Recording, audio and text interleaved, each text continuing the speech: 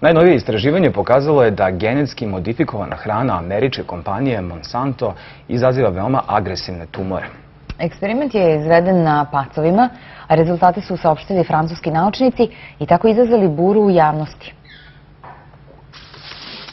Francuska vlada je zatražila od Ministarstva i Agencije za zdravlje i bezbednost ljudi da procene studiju naučnika koja je poslata Agenciji za bezbednost hrane u Evropskoj uniji. Naučnici sa univerziteta u Caenu došli su do zaključka da su pacovi hranjeni NK603 modifikovanim zrnom koji je otporno na pesticide Monsanto kompanije umirali ranije nego oni sa uobičajenom ishranom. Vođa naučnika Žikerik Serelani i njegove kolege kažu da su pacovi obolevali od raka mlečnih žlezda i teških oštećenja jetre i bubrega. Studija je objavljena u časopisu Hrana i hemijski otrovi, a rezultati su predstavljeni u Londonu. Polovina mužjaka i 70% ženki pacova uginuli su ranije od životinjica iz kontrolne grupe. Smatram da su prikupljeni podaci dovoljni da se ukine dozvola za ovu vrstu kukuruznog zrna, sve dok se ne uradi još jedno istraživanje sa većim brojem životinja kako bi se dobili potpuni statistički podaci. Prošlog petka Francuska je odlučila da produži ranije uvedenu zabranu na genetski modifikovane usave američkog giganta. Studija je konačno pokazala da smo u pravu i da je veoma bitno da se preispita način na koji genetski modifikovana zrna utiču na organizme. Uprkos tome što je njihova upotreba u Americi veoma rasprostranjena, genetski modifikovana hrana je manje popularna u Evropi, najviše zbog straha od njenog uticaja na okolinu i zdravlje ljudi. I tako je sve počelo iz Francuske, prenelo se kod nas u naše medije i izazvalo strah u svakom slučaju. Miladin Ševrlić sa Poljoprivrednog fakulteta iz Beograda, naš gost ovog jutra, dobro jutro, dobrodošli. Dobro jutro vama i vašim gledalcima. Je li osnovan ovaj strah koji već danima, mogu slobodno da kažem, kruži među našim stanovništvom? Ovi rezultati istraživanja francuskih naučnika potvrđuju nešto što je već od ranije poznato, ali nije dovoljno uvažavano, jer se radilo o istraživanjima iz ruskih laboratorija, a osim toga finansijski lobi koji stoji iza multinacionalnih kompanija koje su proizvođači genetski modifikovanih organizama nastoje na sve moguće načine da svojom marketing kampanjom anulira te rezultate. Ovo se pak ne može anulirati. Konačno je dokazano. Odmah da razjasnimo, je li ova američka kompanija posluje u Srbiji? Posluje. Posle kompanije Monsanto o kojoj se priča u Da, vi ste naveli njeno ime, ne ja. Jeste, da. Naveli smo zato što je to apsolutno poznato iz štampe, iz medija. Kad kažete da posluje, da li postoji opasnost da je ova vrsta kukuruza korišćena i u Srbiji? Mislim da možda je korišćena u istraživanjima u takozvanim zatvorenim sistemima, ali tome saopštenje treba da da Ministarstvo poljoprivrede koje je nadležno za odobravanje takvih istraživanja, a u protivnom da takvo obaveštenje da Poverenik za javne informacije. Aha, dobro. Sada, kada već posle ova kompanija navedena u Srbiji, ko je zadužen uopšte da kontroliše takav način poslovanja? I da izdaje dozvole? Za izdavanje dozvole nadležno je Ministarstvo poljoprivrede, šumarstva i vodoprivrede Republike Srbije i savet koji je po zakonu o genetski modifikovanim organizmima posebno formiran. A kontrolu prehrambenih proizvoda, da li oni eventualno sadrže sirovine od genetski modifikovanih biljaka ili životinja, to su nadležne određene inspekcijske službe, pošto su pojedine robne grupe poljoprivredno-prehrambenih proizvoda podeljene po pojedinim sektorima inspekcijskih službi. Osnovni problem kod poljoprivredno-prehrambenih proizvoda jeste nastojanje tih multinacionalnih kompanija da se izbegne obaveza da na etiketama prehrambenih proizvoda stoji upozorenje da ti proizvodi eventualno sadrže i sirovine od genetski modifikovanih organizama. A osnovno ljudsko pravo jeste da zna šta jede. Naravno. Time je osnovno ljudsko pravo narušeno. To hoćete da kažete? To ima dva aspekta. Jedan je tržišni, da bi se izbeglo eventualno apstiniranje, odnosno odbijanje od korišćenja te hrane, od kupovine te hrane, a drugi je pravni. Na taj način multinacionalne kompanije izbegavaju eventualnu obavezu da u drugoj ili trećoj generaciji ljudske populacije koja koristi eventualno takvu hranu i koja može eventualno dovesti do takvih posljedica, snosi pravne sankcije i plaća odštetu za sve što može nastati i u ljudskoj populaciji poput ovoga što je nastalo u populaciji eksperimentalnih miševa u laboratorijama. Taj agresivni tumor, da, mislim, evo dobre teme za sve naše kolege iz informacijne redakcije, s obzirom na to da čini mi se da sad prvi put čujemo da ova kompanija posluje ovdje. Ona posluje, pri tome treba imati u vidu da je to kompanija koja ne proizvodi samo genetski modifikovane organizme koje plasira širom sveta, nego proizvodi i druge proizvode. Prema tome, to što je ona prisutna u našoj zemlji i u drugim zemljama ne znači da su prisutni i njeni genetski modifikovani organizmi koji se plasiraju ovde. Ali ja bih savjetovao pre svega poljoprivrednoj inspekciji da proveri trenutno jesenje zasade, da uzme uzorke sa polja zasejanih njihovim sortama kukuruza ovde u Srbiji i da to lageruje u više istovetnih uzoraka kako bi nezavisne analize u drugim zemljama mogle da potvrde eventualno prisustvo i genetskih modifikovanih organizama. Pri tome treba imati u vidu da je ova godina izuzetno značajna sa aspekta anti-GM kampanje i zbog toga što su do sada se reklamirali da su njihove biljke, odnosno njihova semena, daju biljke koje su otporne na sušu. A ova godina koja je globalna suša pokazala je da upravo u Americi najveća šteta nastala na poljima kukuruza i soje.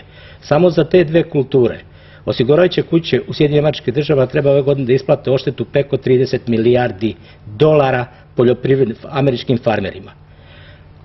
Osiguravajuće kuće u Sjedinjenim Američkim Državama nisu u stanju da isplate toliku sumu novca, inače bi bankrotirale, pa je američka vlada priskočila sa donacijom od 18 milijardi dolara da bi se te osiguravajuće kompanije održale. Rekli ste sad da je došlo do novih pokreta koji su protiv proizvodnje genetski modifikovane hrane, je li tako?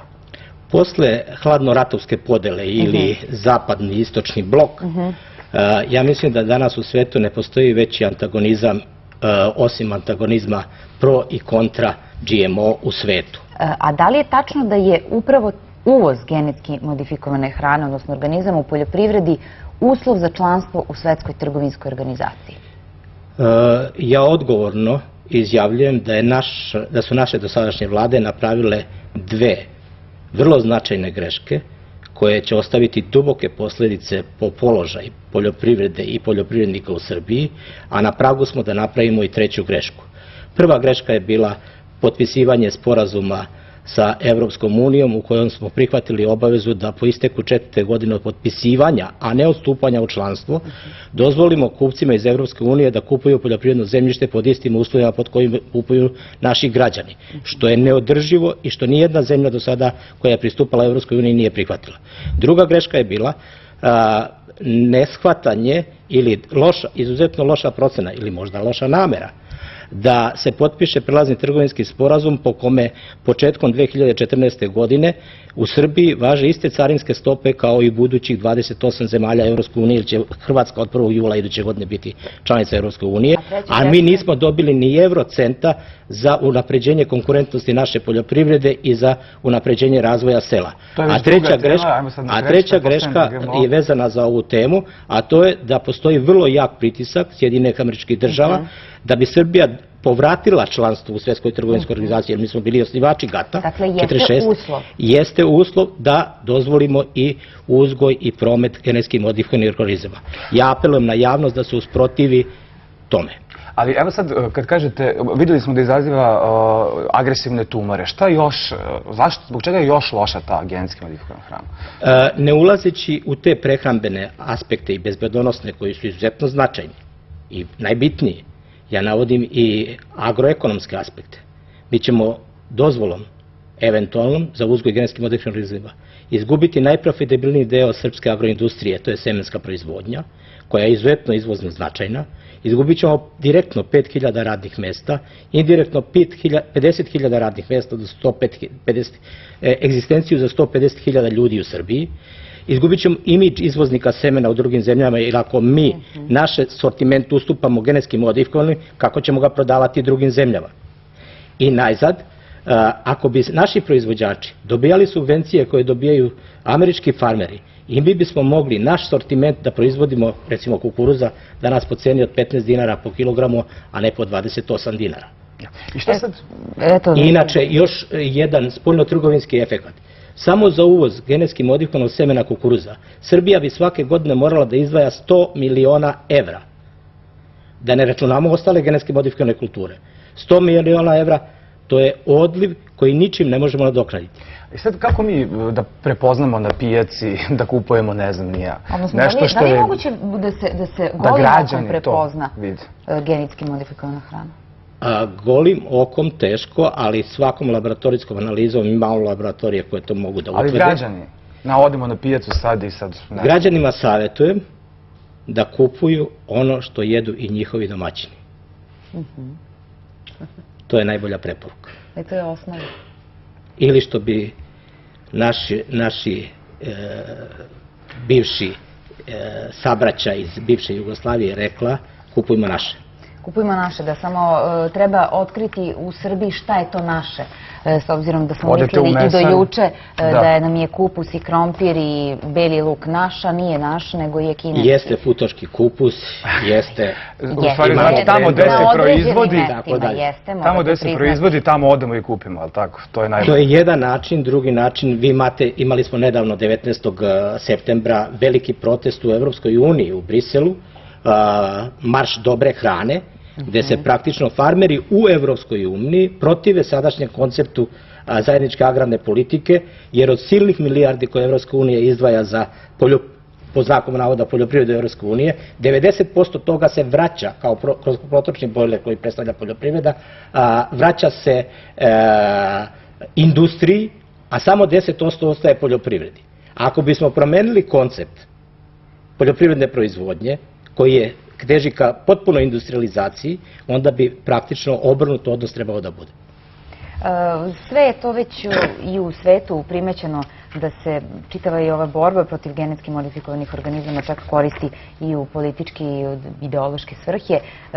Treba samo biti apsolutno jasan i iskren i reći šta je to, šta je u stvari, na koji način utiče takva hrana na nas. Mi imamo vrlo jak lobi, nažalost i mojih kolega naučnika i vas novinara, nekih od novinara, a i političara koji se zalažu da multinacionalne kompanije budu prisutne i ovde na našem tržištu. A ja apelujem i predajem vam sada 2 lista papira da organizujete jednu posebnu emisiju kao javni servis i da pozovete različite predstavnike, različitih struktura da odgovore na ova pitanja. Dobro, vi ste nama te pitanja ostavili. Hvala najlepše u svakom slučaju. Samo još jedno pitanje za kraj. Je li u Srbiji, pored ovoga što smo pričali, što nas poslednjih dana muči oko kukuruza, ove malo prepomenute firme, da li postoji još neke genetski modifikovane hrane?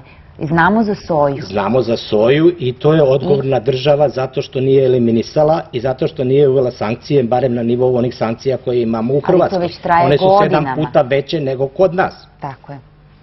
Znači, ovde postoji tolerantnost vlasti na prisustvo genetski modifikovanih biljaka. I u tome je problem. Eto, u suštini, još samo nismo rekli da se ta, u stvari, genetski modifikovana hrana koristi iz određenih razloga, jer sve proces proizvodnje se smanjuje, tako, sve mnogo brže. Nisam siguran da je jeftinije. O tome bi morale nezavisne agroekonomske analize da se urade. Ako bismo uzeli i nivo subvencija koje dobijaju farmeri u tim zemljama gde se gaje genetski modifikovani organizmi, onda bismo došli možda do drugačijih rezultata. Ali kažu, ima i naučnika koji podržavaju. Ali zdravlje nema cenu. Zdravlje nema cenu, jeste. I bolje je sprečiti nego lečiti. A ovo je jedini dokaz sada što je bio, ispravite me ako grešim. Znači ima još dokaza? Postoje i raniji dokazi, ali oni su bili zataškavani i bili su pripisivani nekoj drugoj strani, pošto su bili iz ruskih laboratorija. Jer vreme utiče na... Ali bilo je dokaza i od, recimo,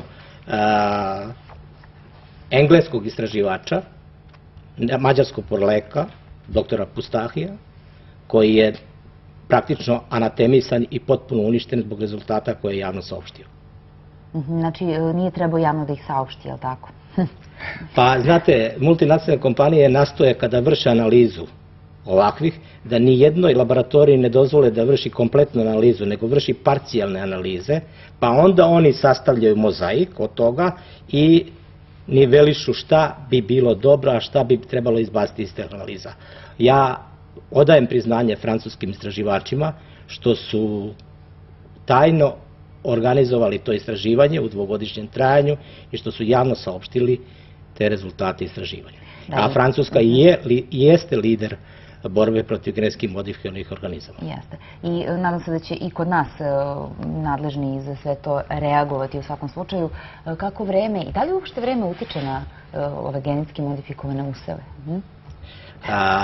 Mislim da su neke tvrdnje tih multinacionalnih kompanija o tome da su otporne za sušu pokazale fijasko u ovoj godini upravo na teritoriji Sjedinjenih Američkih Država, a i svuda u svetu.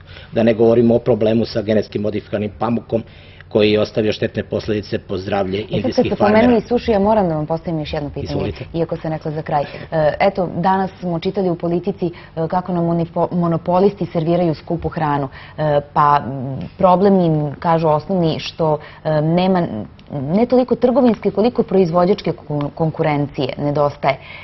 I kažu, suše je bilo i u drugim zemljama i okolnim zemljama gde nigde nije došlo do oskodica, a kamoli osetnih poskupljenja kao kod nas.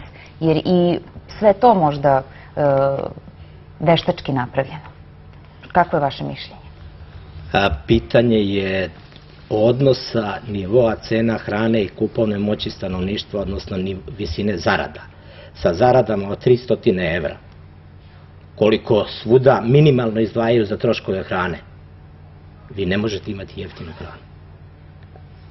Znači, pitanje je učešća troškova ishrane u strukturi porodičnog budžeta. Sa ovakvim nivoom zarada i sa milione zaposlenih, mi ne možemo imati jeftinu hranu. Hvala najljepše što ste bili naš gost ovog jutra i evo, kao što sam obećala, slušamo Vreme.